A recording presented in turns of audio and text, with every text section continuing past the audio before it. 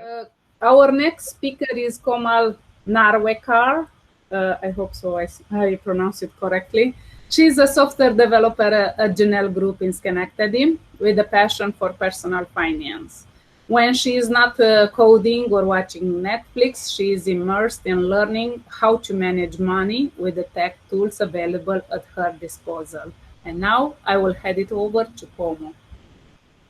Thanks, Linda.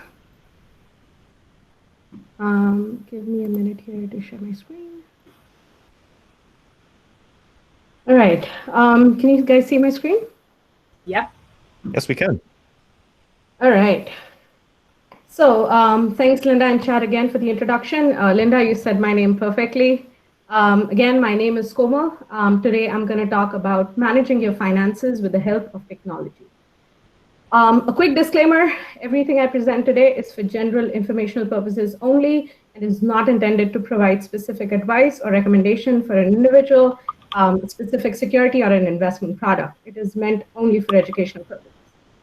Now that that's out of the way, let's begin. Today, we will talk about the 4 aspects of personal finance that have been the pillars for my financial journey. We will start with budgeting, then discuss savings and investing, followed by how to manage your money. Finally, we will discuss some fun money challenges. Budgeting, yikes. As soon as I talk about budgeting, my friends immediately lose interest in the conversation. For so many people, budgeting can seem like a daunting task. But once you get into the habit of doing it, it'll come much more naturally and easily to you. So, what is budgeting? Budgeting is simply balancing your expenses with your income. Now, let's talk about why you should do it. Budgeting has a ton of advantages, but there are 3 that I would like to focus on today. Firstly, it reduces your risk of overspending. When you spend money without thinking, it is very easy to overspend, and we've all seen that. This does not mean that you can't spend money. It just means that when you spend it, choose consciously on what you're spending. Secondly, budgeting helps you reach your goals. Once you know how much money you're spending, you'll be able to set aside a sum of money to pay from your paycheck towards your goals or your savings. These can be short-term or long-term goals, and we'll talk about goals in a bit. But most importantly, budgeting puts you in control of your money. This allows you to prioritize and track your spending. It can help you realize when you need to stop spending. Budgeting is not about limiting the fun in your life. In fact, if done well, it will actually help you have fun without having to worry. It's up to you to decide. Do you want to control your money, or do you want to let money control you? All right, let's get into some techniques. I personally subscribe to 3 of the following techniques. The zero-based budget. It is a method where your income minus your expenses should always equal 0. It basically means you should account for every dollar that you earn, be it an expense or a savings. This works best for people who usually have a set income each month. We have 2 apps, Every Dollar and Mint, that'll help you if you choose this method. In these apps, you can create your budget and allocate funds for specific expenses. It helps you visualize your spending, including your rent or your mortgage, your utilities, or your monthly subscriptions, all in one place. The next one is the Pay Yourself First budget. This method prioritizes saving and debt repayment. In a sense, you will first set aside a specific amount every time you get paid for your savings and towards debt management. And then from whatever is left, you'll take care of your wants and your needs. Personal Capital is a great app that'll help you track the status of all your debts and savings in real time. If you're not comfortable sharing your data with these applications, you can simply create spreadsheets to set up and track your budget. And there's a bunch of these available online if you Google. Next, we'll talk about the 50-30-20 budget. This method sets an upper limit on your expenses and their type. Let's see what this is all about. So the 50-30-20 budget says that you should allocate 50% of your income towards your needs. This includes your house payments, your insurance, your utilities, and your groceries. The next 30% goes towards your wants, like dining out, having fun with friends, entertainment, buying new gadgets and stuff like that. The next 20% goes towards paying down your debt or savings. Personally, I use a hybrid of all these three methods.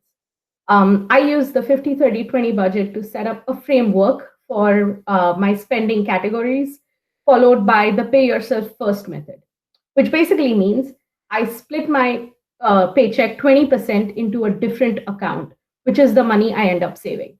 Lastly, I budget the remaining 80% using the zero-based budget, where essentially I account for every dollar that comes in. A quick and useful tip here: always have a miscellaneous category in your budget. This helps you plan for those unseen expenditures. If you do spend it, well, you didn't go over budget. But if you don't spend it, you can immediately move it to your savings before starting your next budget. All right, next up, we'll talk about savings and investing. Let's see some of the pros and cons of these two methods. So savings is usually safer than investing with little to almost no risk of losing your money. The con, however, is that you get a low rate of return on your money. This means you could potentially lose purchasing power due to inflation over time.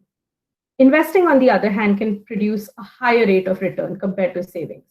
On the flip side, it can be riskier depending on your preference. Talking about savings, I can think of three major things. Firstly is building your emergency savings. It is recommended that a person have 3 to 6 months of expenses saved up. This will help you prepare for any unforeseen emergencies. The importance of this has never been more apparent than the times we are living in right now. Having this money saved up can give you the sense of security and some peace of mind during times like these. It is also important how and where you save this money.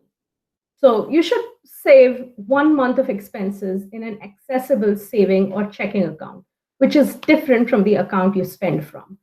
The second 2 months, like the next 2 months, can be saved in a money market account or an online savings account, which usually have a higher rate of interest. The remaining 3 months can be saved in a low risk bonds or CDs. The next thing is short-term goals. Short-term goals can be any expenses that you would make in your future. It's usually up to 2 years that you would consider short-term goals. This can be like buying a car or putting down payment on a house. The next one is sinking funds. They are a bit different from your emergency funds in the sense that you're saving towards a known expense, which is expected at a later date. It can include saving up for upcoming vacations or setting aside your deductible amount for the insurance or planning Christmas purchases. So next time, instead of making a big purchase using a loan, plan for it. Put aside a fixed amount of money with every paycheck. This method will not only save you from paying interest to the bank, but might also earn you some interest while you're saving for this purchase. Next is investing. This is a good tool for long-term goals, like say buying a house in 5 to 10 years into the future. It is also a great method if you are looking for financial growth. Investing can be an entire presentation on its own, so we will not dive deeper into this today. Let's talk tech. There's not a lot of technology I use when it comes to saving. A few useful tips would be splitting your paycheck into different accounts. One for saving, another for spending. This makes it easier to not spend the money you intend to save because it's essentially hidden. Using separate bank accounts for different saving funds, be it your emergency funds or your sinking funds. On the opposite end, there's a lot of different tools when it comes to investing. There are your typical brokerage accounts like Fidelity and Ally Invest, which let you invest in individual stocks and ETFs. This is a more hands-on approach to investing. Then there are robo-advisors. These provide digital financial advice based on mathematical rules or algorithms. This is a kind of hands-off approach to investing. All you have to do is set a fixed amount to be withdrawn from your paycheck and select your risk level. Robo-advisors will do the rest. Next is investing using apps on your phones. Stash and Robinhood are some of the more popular apps that we can use from the comfort of our phone nowadays. Makes investing incredibly simple. All right. Now we'll talk a little bit about managing your money. This is essentially taking more of a bird's eye view to your personal finance. This is to see what you're worth and where you want to be. Let's start with goals. I believe that goal setting can be a very important tool that helps guide your focus and sustain momentum in the task you're trying to achieve. I can't stress enough the importance of having a short term and long term goals for yourself. Think of what you'd like to achieve financially in a week or a month. Something simple like bringing home cooked meals every day to work or avoiding impulse purchases. Oftentimes, if you skip an impulse purchase the first time you think about it, chances are you will not buy it at a later date. Then think about what you want to achieve in a year, and this is still kind of considered short term goals. Lastly, think of where you want to be in 5 years. This can be as simple as writing down a figure on a piece of paper of what you want your net worth to be. Stick this to the back of your closet or someplace you might look every so often. Setting goals will help you visualize your financial future for yourself. Next is think of your finances as a company you're managing, right? Every company creates quarterly reports. That's essentially a financial statement, such as balance sheets or income statements that are issued every 3 months. I would recommend that you create a similar balance sheet for yourself at the end of every quarter. This will help you keep a finger on the pulse of your financial goals. I personally like to maintain my quarterly balances using spreadsheets. So here's a quick example of a spreadsheet. You can find a ton of these online that suit you.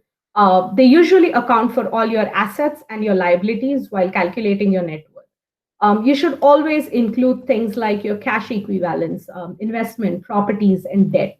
You can decide whether or not you want to get into the details of your physical possessions every quarter. Quarterly reports are a great tool to help you stay on track for your goals. I myself use Personal Capital to track my finances. It lets me connect all of my different bank accounts, my credit cards, my 401k accounts all in one place. It shows me my financial journey with charts and graphs, stuff like that.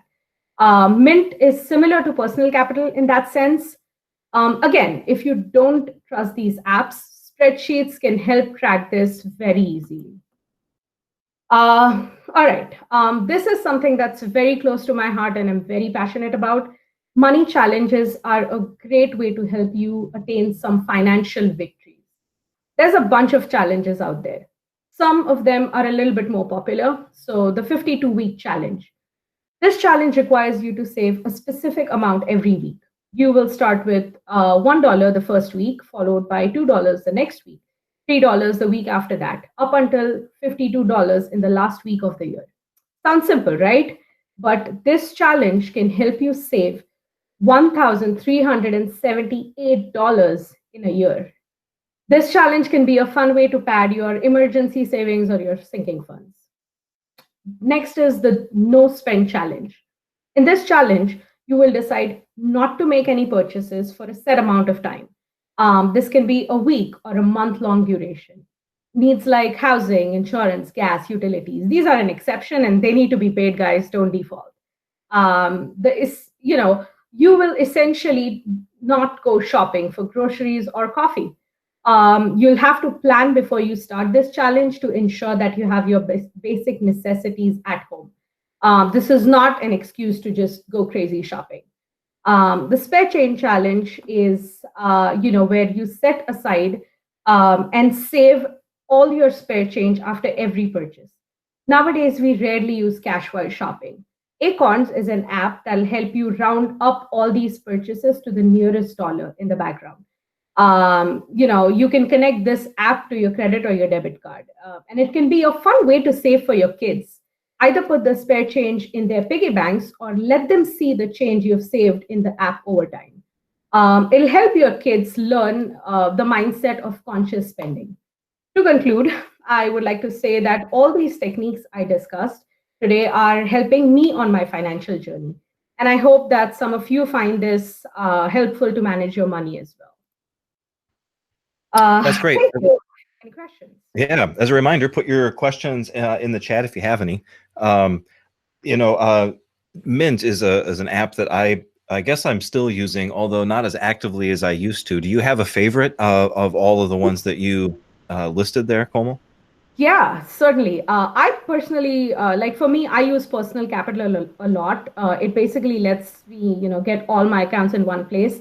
And other than that, I'm a very hands-on budgeter. I'm a very hands-on person. So I use Google Spreadsheets, wherein an easy format, I'll just put all my expenses when I expect them. And it helps me see them without, an app reminding me. Again, for somebody who doesn't want to actively do this every day, an app is so much better. But personally, for me, I use like Google Personal Capital. Do you have any template ready to use that you could share with us? Oh God, a bunch of them. If there's a link after this talk, I could post some of the templates I use to the link later. Perfect. Thank you. Yeah, that'd be really handy. Questions on the chat, Chad. Can you check them for Komal? There are 2 questions on the chat for Komal. Oh, let's see here. So, I'm looking through the chat here. What questions do you see, Linda? I don't see them. Okay, I see one from Tanya, where she says, do you have any fun saving or budget challenges you've completed that you want to share or are proud of? Okay, so one thing that I'm extremely proud of, and this wasn't a challenge per se, but I finished paying off my student loans. And that was one of the first big challenge that I did in life, where I just went at it with complete aggression. And I paid that off in 3 years of getting my first job. In terms of these fun challenges, one that I'm currently doing is the 52-week challenge. It's amazing that you can start with $1 and eventually get to $52. And I sort of use these to pad before this whole COVID situation started. I had planned to go to India, at the end of the year. So what I thought was, I made that my sinking fund, and I was saving, the $52 challenge throughout the year to, not have to, take the burden of paying my airline tickets at the end of the year. I would just have the money available. So that was kind of a fun challenge that. There is another question before Tanya, if you can see the Anne-Marie Lanessey asked a question. Are you familiar with the FIRE, Financial Independence Retire Early movement? If not, yes. Thanks for calling that out, Linda. Yes, Anne-Marie, I am aware of that, the FIRE movement. And just for people who understand, the FIRE talks about early retirement. And this is not necessarily, it doesn't mean that you just, earn and sit back at 40. It basically means at 40, when you have enough savings, you're free to pursue your dreams. And that's how I look at it. And I'm hopeful that, I'll be able to do some of that, hopefully do something on my own without having to, earn to live. Instead, follow my dreams, follow my passion, give that a shot. I see another question from Jennifer Wong, if I have the time to answer that. Yep, we have about 1 minute left, so right. That sounds great. Any tips getting into the financial mindset? Yeah, oh God. One of the things I have found most useful is I had a friend who asked me the same question a while ago. Is like, how do you do this? I'm very passionate and I can look at my budget every single day. And she was a person who never could. And I think we just sat one day and I said, you got to get into the habit of this. It gets exciting when you do little challenges, when you do your balance sheet, your net worth. For the first week or the first month, it can be, just kind of a chore to do. But it gets very exciting once you see that number grow. And that's when I feel like it's easiest to get into that mindset. It's like, try to plan your goals or try to set little aims which give you these smaller victories. Because when you see something, it gives you that, that I think it's called dopamine that it releases in your brain. I could be wrong. Don't quote me on this. But having these little victories can help you get into the mindset to become, financially more independent. Well, that's great. Yes. Well, thank you so much, Komal. Oh, my pleasure. I will stop presenting now. You can't hear it, but everyone's applauding. Everyone has done a good job of keeping their mic muted, and I'm sure they're all clapping right now. I wish you could hear it. Thank you, guys. We're going to get ready for our next speaker. We did a quick switch of the order, and next up is going to be Arissa Hill. But before we officially introduce her, let's just remember that we are recording this, so you can come back and watch this whole thing over and over and over again. We're using the chat a lot, so if you have a question to ask, or if you just want to converse with people as the conversation is going along, you can use the chat there. If you want to ask your question out loud, put a bunch of plus signs in front of your question, and then if we can work that in, we'll squeeze in your question again. All right. So without